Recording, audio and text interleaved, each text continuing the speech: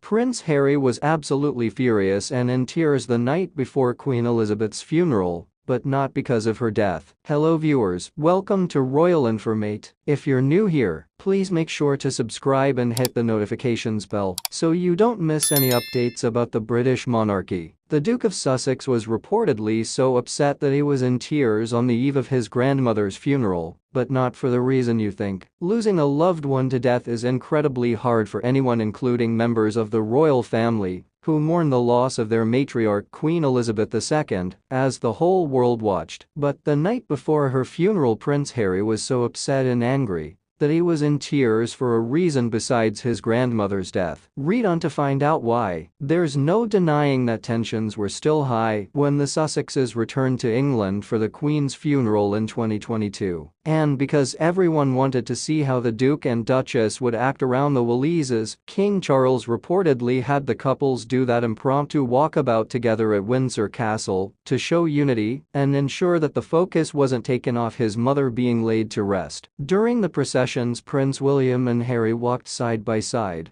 but completely ignored each other. And while the Duke was busy with his part, Meghan wasn't welcomed with open arms among the other royal ladies, and some reporters took note of that. Daily Mail editor Rebecca English spoke on the Palace Confidential podcast about the tensions when the royal family paid tribute to the late Queen at Westminster Hall. A lot of what we saw happened off camera, because you weren't allowed to pick up your cameras until they saw the coffin, she said, according to Express. We had 5 to 10 minutes of just watching them. The body language was fascinating. You couldn't help but notice the body language between the senior royals and Meghan from where we were standing. You could see that Camilla, Kate, and Sophie were together, and the body language was very comfortable between them. But then there was Meghan, and you could have almost fitted somebody else in that space. It spoke volumes. Even if you didn't know what we all know that has happened over the past few years, you'd have turned up and thought, that looks a bit odd, there's something slightly wrong here. The Sussexes were likely given the cold shoulder because they publicly aired out some of the royal family's dirty laundry in interviews and took shots at them from across the pond on multiple occasions before the Queen's death. But there have been reports that despite that, Harry was still very upset at the way he and his wife were treated. What really angered him and reportedly left him in tears is that their invitations to a reception were withdrawn